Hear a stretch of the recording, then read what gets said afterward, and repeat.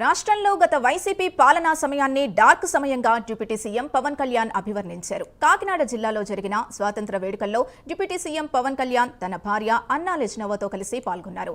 Police parade ground లో జాతీయ జెండాను ఆవిష్కరించారు. అనంతరం పోలీసుల గౌరవ వందనం స్వీకరించారు. ఈ సందర్భంగా పవన్ మాట్లాడుతూ గత వైసీపీ పాలనను బ్రిటిష్ పాలనతో పోల్చారు. నాడు బ్రిటిష్ వారు ఏ విధంగా పాలించారో ఆ విధంగా ఏపీలో 2019 నుంచి 2024 వరకు అదే పాలన కొనసాగిందన్నారు. కానీ నేడు కూటమి ప్రభుత్వం స్వతంత్ర సమరయోధుల స్ఫూర్తితో పాలన కొనసాగిస్తోందని పవన్ కళ్యాణ్ అన్నారు.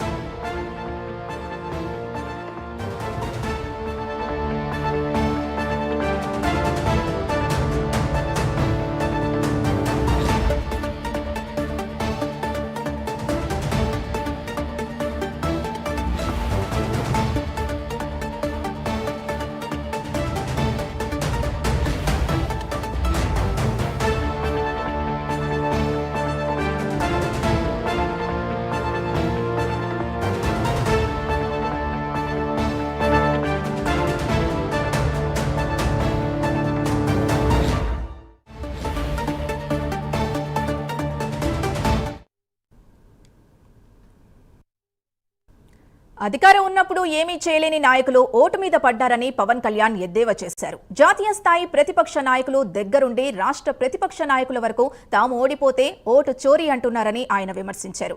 మరి మేము ఓడిపోయినప్పుడు ఎప్పుడూ ఇలా అనలేదని ఆయన గుర్తు చేశారు. గెలిచినప్పుడు ఒక న్యాయం, ఓడినప్పుడు మరొకటి కరెక్ట్ కాదని పవన్ అన్నారు. విదేశీ ద్రోహుల ఎజెండాను వీళ్లందరూ మోస్తున్నారని ఆయన దుయ్యబట్టారు.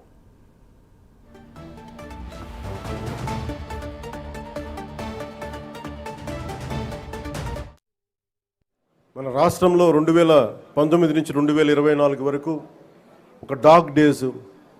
బ్రిటిష్ వాళ్ళు ఎలా పరిపాలించారో, బ్రిటిష్ వాళ్ళు దేశాన్ని ఎలా కబంధ హస్తాల్లో పెట్టుకున్నారో మన రాష్ట్రం కూడా అలాంటి కబంధ హస్తాల్లో పెట్టుకున్నప్పుడు స్వాతంత్ర సమరయోధుల స్ఫూర్తితోటి ఒకటే ఎదుర్కొన్నాం. బ్రిటిష్ వాళ్ళు నేర్పించి వెళ్ళిపోయింది మనకి డివైడ్ అండ్ రూల్, మనల్ని విభజించండి పాలించండి అని. మన రాష్ట్రంలో 2019 నుంచి 2024 వరకు ఒక డార్క్ డేస్. బ్రిటిష్ వాళ్ళు ఎలా పరిపాలించారో, బ్రిటిష్ వాళ్ళు దేశాన్ని ఎలా కబంధ హస్తాల్లో పెట్టుకున్నారో మన రాష్ట్రం కూడా అలాంటి కబంధ హస్తాల్లో పెట్టుకున్నప్పుడు స్వాతంత్ర సమరయోధుల స్ఫూర్తితోటి ఒకటే ఎదుర్కొన్నాం. బ్రిటిష్ వాళ్ళు నేర్పించి వెళ్ళిపోయింది మనకి డివైడ్ అండ్ రూల్, మనల్ని విభజించండి పాలించండి అని.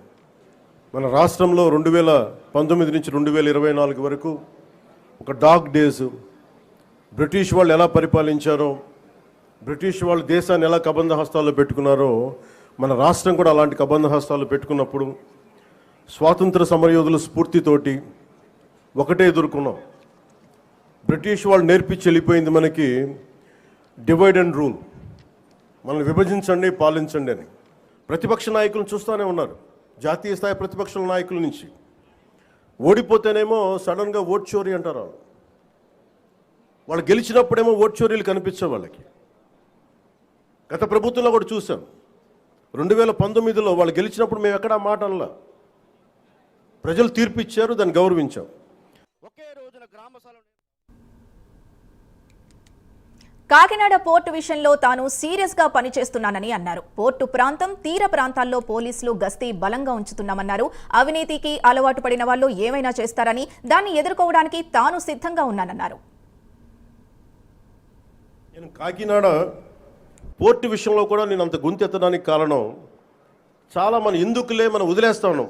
ఆంధ్రప్రదేశ్కి 974 నుంచి 974 కిలోమీటర్ల తీర ప్రాంతం ఉంది. ఇది మన పెట్టుబడులకి చాలా మంచిది. కానీ అది ఒక్కసారి మన సరిగ్గా లేకపోతే అది బలహీనత కూడా అయిపోతుంది.